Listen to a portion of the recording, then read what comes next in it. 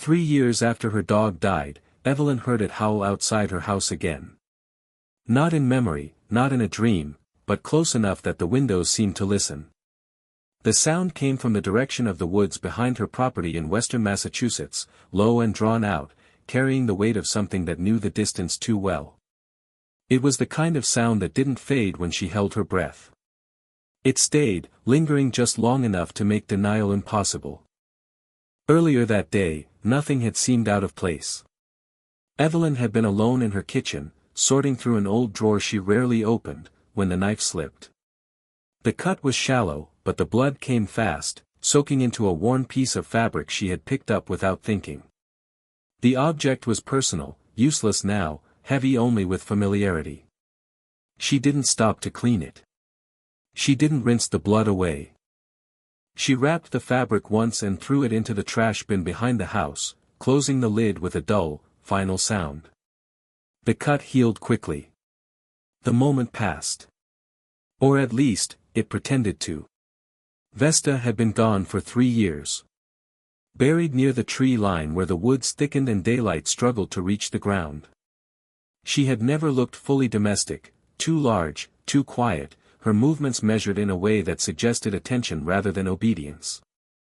When she was alive, her eyes often fixed on empty spaces, as if tracking something Evelyn could not see. That night, the house felt occupied. Sleep came in fragments, shallow and restless. Somewhere between waking and dreaming, the howl returned, closer this time, clearer. It did not echo like memory. It carried direction. Intention. Evelyn woke with her heart racing, the sound gone but the presence intact. The silence in the room felt crowded, stretched thin around her. By morning, small details confirmed what her instincts already knew. The back door stood slightly open, muddy paw prints marked the porch, and the trash bin lay tipped over, its contents scattered. The blood-stained fabric was gone. Standing there, Evelyn understood something she couldn't yet explain. This wasn't grief reaching backward. It was a warning moving forward. And the dog that had returned was not there to stay. By the third night, Evelyn understood that whatever followed her could not be waited out. The howling no longer came from a fixed point in the woods. Sometimes it sounded closer to the house, sometimes farther away, as if distance itself were being tested. It never crossed the property line. It did not need to. Its purpose was not arrival, but pressure. Sleep became fragmented. Each time she closed her eyes, she felt watched, not from a direction, but from a condition. The sense that something had been set in motion and was now measuring her responses. By morning, exhaustion replaced fear, and fear hardened into resolve.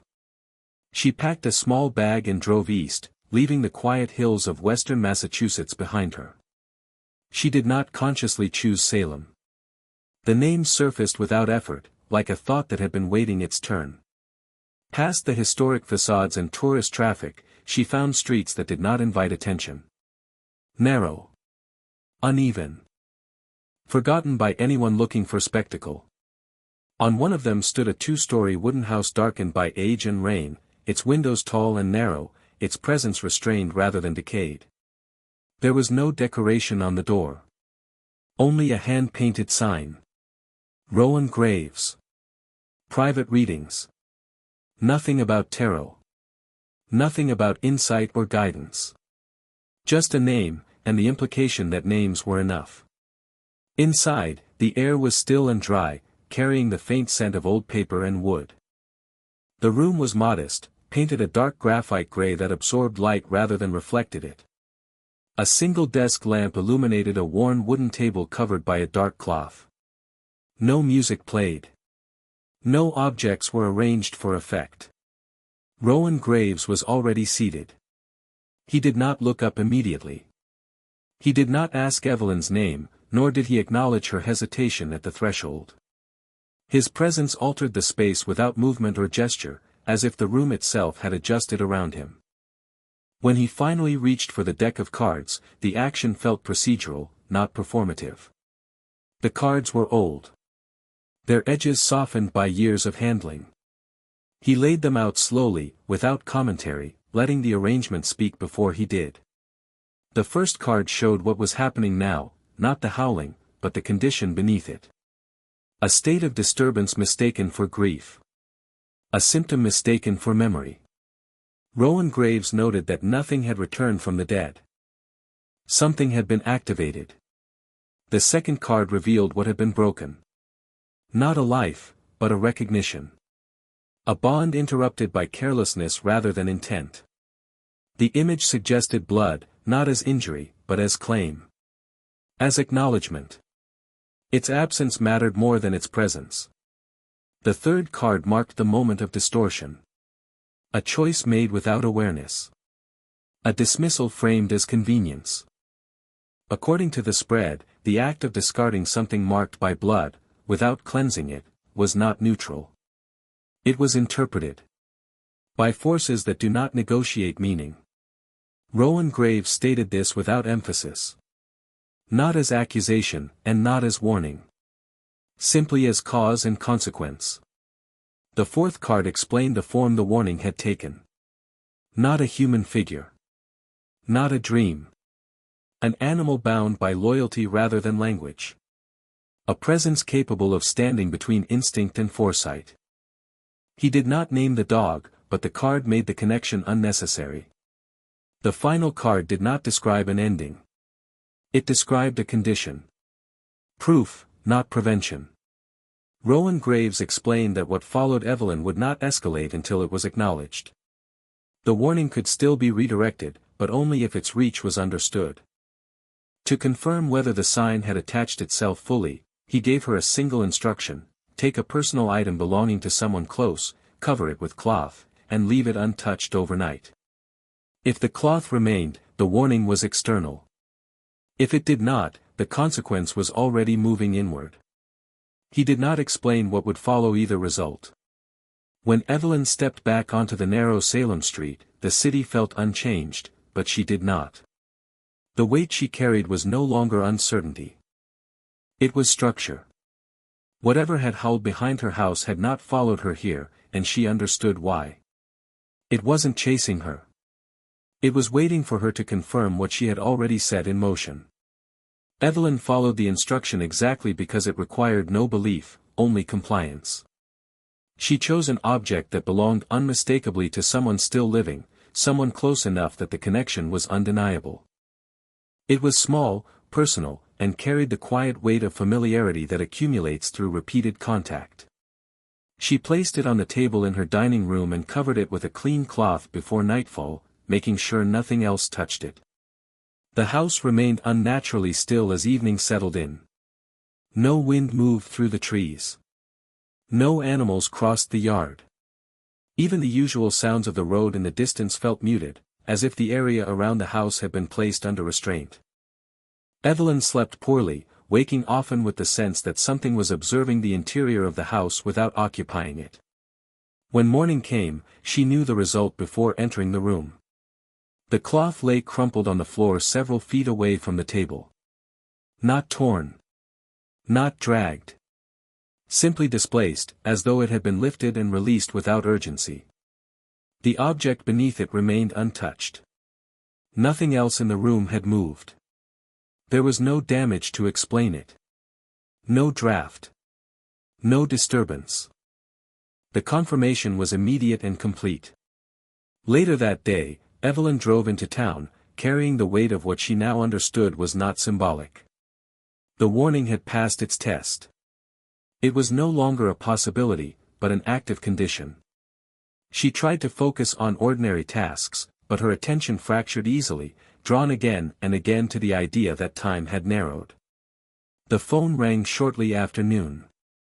The call came from an unfamiliar number, but the voice on the other end was one Evelyn recognized instantly. It belonged to someone she had known for years, someone whose presence had been stable enough to feel permanent. The message was brief, disjointed, delivered with the kind of urgency that strips events of detail. There had been an accident. Her friend, Laura Mitchell, had been struck by a car while crossing an intersection less than a mile from where Evelyn now stood. The driver had not been speeding. The light had not been ignored. According to witnesses, Laura had simply stepped forward at the wrong moment, as if misjudging distance by inches rather than seconds. She survived. The injuries were serious but not fatal. Broken bones. Internal bruising. A concussion that would require observation. Doctors spoke in careful terms, emphasizing how close the outcome had been to something irreversible. How small the margin truly was. Evelyn listened without responding, her attention fixed on the realization that mattered more than any detail of the crash. The cloth had been removed. And the consequence had followed. When she visited Laura later that evening, the hospital room felt dense with things that had almost happened. Machines hummed quietly. Nurses moved with practiced efficiency. Laura slept, pale but breathing steadily, her body bearing the cost of a moment that could not be reclaimed. Evelyn did not tell anyone where she had been the day before. She did not mention Salem, or the cards, or the instruction that had been carried out like a test rather than a ritual. There was no language that could make it sound reasonable. But as she stood beside the bed, she understood something that deepened her unease rather than relieving it. The warning had not ended. If the purpose had been fulfilled, the presence would have withdrawn. The pressure would have lifted. But that night, when Evelyn returned home, the woods behind the house felt closer than they had before. The air carried the same alert stillness that had preceded the first howl. And just after midnight, the sound returned. Not louder. Not closer. Unfinished. Evelyn stood at the window and watched the darkness at the edge of the trees, aware now that what followed her was not announcing danger. It was counting. The accident did not bring relief. It sharpened everything. After Laura's hospitalization, Evelyn became aware of how narrowly defined her days had become. Every sound carried weight. Every delay felt intentional. The howling did not return every night, but its absence no longer felt like peace. It felt like anticipation. As if whatever waited in the woods had shifted its attention elsewhere. She returned to Salem once more, not to seek reassurance, but to understand scale. The cards were laid out again with the same restrained precision. This time, the spread did not point outward. It turned inward, narrowing until only one connection remained relevant. Rowan Graves stated, without emphasis, that the next consequence would not involve chance or proximity. It would involve someone whose loss would not be survivable in the same way. The cards did not show violence. They showed attachment. According to the structure revealed, the next rupture would be tied to a man who occupied a central position in Evelyn's emotional life. Someone through whom grief would not pass cleanly. Someone whose absence would not remain abstract. The warning was not about betrayal, but about reaction. About what fear provokes when it is allowed to choose. Evelyn left Salem with that weight intact. Back home, her relationship with Daniel Harper began to deteriorate almost immediately. The change was subtle at first. Questions lingered longer than necessary. Silences stretched. The awareness of time pressing inward made every uncertainty feel urgent. She began to notice things she had never questioned before: missed calls, unexplained delays, the ease with which doubt could insert itself where trust had once been automatic. Fear did not announce itself as fear. It disguised itself as vigilance. The arguments came late in the evenings, after the house had settled and the woods had gone quiet. What began as concern hardened into accusation. Evelyn interpreted restraint as distance, and distance as concealment. The possibility of loss, once introduced, demanded a shape, and suspicion provided one. During one such argument, Daniel cut his hand while packing to leave the house for the night. The injury was minor, but the blood was visible, soaking into the sleeve of a jacket he reached for without thinking. The sight of it triggered something immediate and irrational in Evelyn, a tightening, as if memory and warning had aligned. She reacted before thought could intervene. The jacket was taken, folded roughly, and thrown away. No attempt was made to clean it. No acknowledgement of what the blood represented. The gesture was sharp, dismissive, final in its intent. It was not about the object itself. It was about refusal. Daniel left shortly after, the argument unresolved, the distance made physical. The house returned to silence, but it was no longer the silence that waited. It was the silence that followed a decision. That night, the woods did not howl. Instead, something else changed. The air felt emptied, as if the boundary between presence and absence had thinned too far to support sound. Evelyn slept poorly, her dreams fragmented and directionless. When morning came, Daniel had not returned. His phone went unanswered. Messages remained undelivered. By noon, concern replaced anger. By evening, concern curdled into dread. Evelyn stood at the edge of the yard as dusk settled, watching the tree line where Vesta had first appeared. The woods remained still, but she understood now that stillness did not mean restraint. It meant transition. What had been a warning was becoming a consequence. And this time, it was bound to a choice she had made fully awake. By the second night of Daniel's absence, the house no longer behaved like an empty space. The rooms felt compressed, as if the walls had moved closer together while Evelyn slept. Sound did not travel normally. Footsteps echoed too sharply. Silence arrived too fast. The sense of something unresolved had shifted into something active. Evelyn called hospitals first. Then police stations. Then friends who answered with concern that faded quickly into uncertainty. No one had seen Daniel. No one could account for where he had gone after leaving the house. His phone remained unreachable, and his truck was not where it should have been. What unsettled her most was not the lack of information. It was the absence of resistance. Nothing pushed back against the idea that he was gone. Near midnight, the temperature dropped abruptly. The windows fogged from the inside, though the heat was still on. Evelyn sat alone in the living room, the lights off, her attention fixed on the dark rectangle of the backyard. The tree line appeared closer than before, the edge of the woods less defined, as if depth itself had flattened. That was when Vesta returned. Not emerging from the forest. Not crossing the yard. She stood just beyond the reach of the porch light, partially visible, her outline unmistakable. She did not look wounded.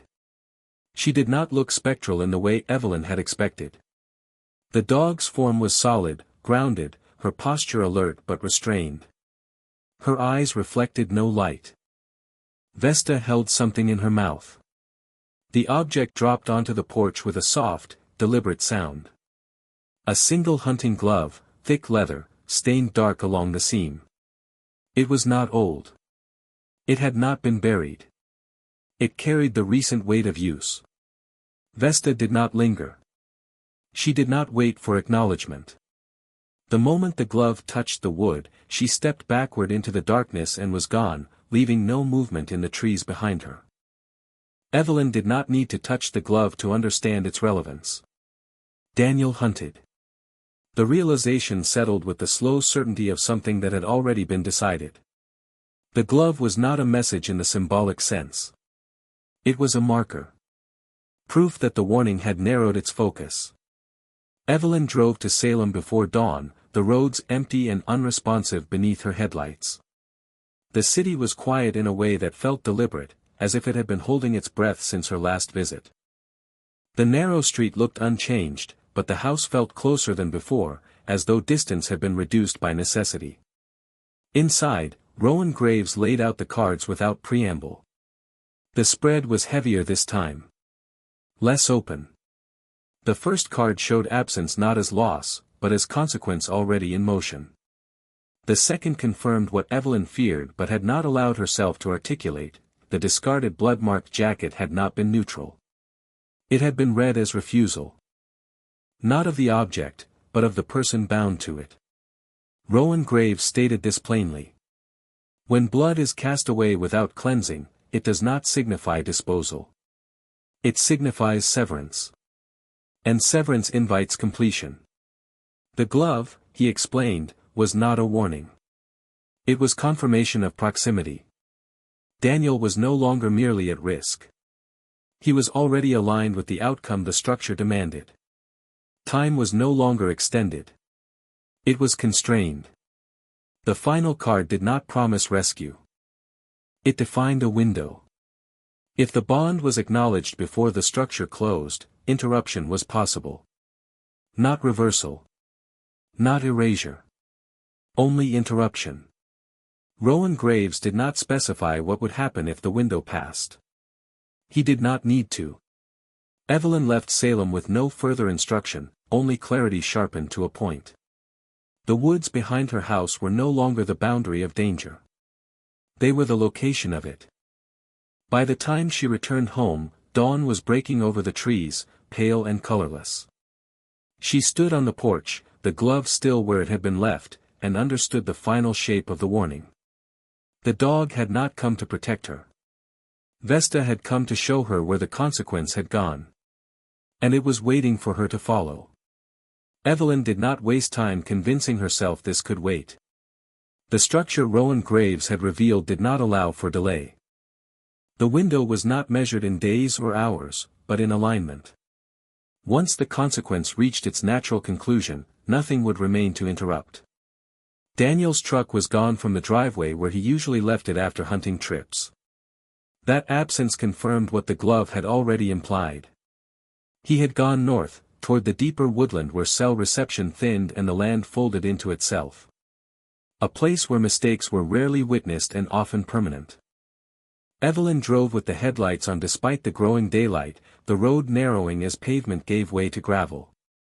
The forest pressed closer on both sides, the trees dense and unsympathetic. This part of Massachusetts had never been tamed completely. It had only been negotiated with. She left the car near an access road used by hunters and stepped into the woods alone. The air was cold and damp, carrying the metallic scent of leaves and soil disturbed too recently to belong to animals. The silence here was not empty. It was layered, weighted with the sense that movement had already passed through it. Then came the sound. A single gunshot cracked through the trees, sharp and final, followed by a silence so complete it felt deliberate. Evelyn stood still, every instinct urging retreat, while something else urged continuation. The choice was no longer theoretical. She moved forward. The path was not marked, but it was present, revealed by subtle disturbances, broken twigs, pressed leaves, the faint imprint of boots in soft ground.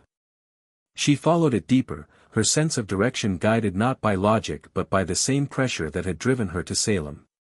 Halfway through the forest, Vesta appeared. Not ahead of her. Beside her. The dog moved without sound, her presence calm and purposeful, as if this route had always been known. She did not look back to check if Evelyn followed. She did not need to. The connection between them had narrowed to inevitability. The woods opened slightly near a shallow ravine. The ground here sloped unevenly, cluttered with roots and loose stone. Daniel lay near the base, partially obscured by brush, his rifle several feet away. Blood darkened the earth beneath him, spreading slowly, methodically, as if time itself were participating. He was alive. Barely. Evelyn did not panic. Panic would have belonged to an earlier version of herself, one who still believed reaction could undo consequence. Instead, she acted with the clarity that comes when fear has been exhausted. She pressed her hands against the wound to slow the bleeding, using her jacket to apply pressure, anchoring herself in the immediate. Vesta stood nearby, watching. Not interfering. Not assisting. Present only as confirmation that this was the point the warning had been leading toward. Emergency services arrived after what felt like both minutes and hours. Paramedics moved quickly, efficiently, loading Daniel onto a stretcher, their voices steady, their expressions unreadable. One of them remarked later that the timing had been narrow. Too narrow to call it luck. By the time the forest returned to stillness, Vesta was gone. No sound marked her departure. No movement in the trees. The space she had occupied simply released itself, as if her role had been completed the moment the consequence was interrupted. At the hospital, doctors spoke carefully. The bullet had missed anything immediately fatal. Blood loss had been significant, but not irreversible. Survival was framed as a matter of timing and response. Evelyn understood it differently. The structure had allowed interruption. Nothing more. As night settled and the crisis receded, she sat alone in the waiting area and felt the weight lift, not as relief, but as finality. The warning had completed its arc. What remained now was not danger, but aftermath. Somewhere beyond the walls of the hospital, the woods stood unchanged, indifferent to outcomes.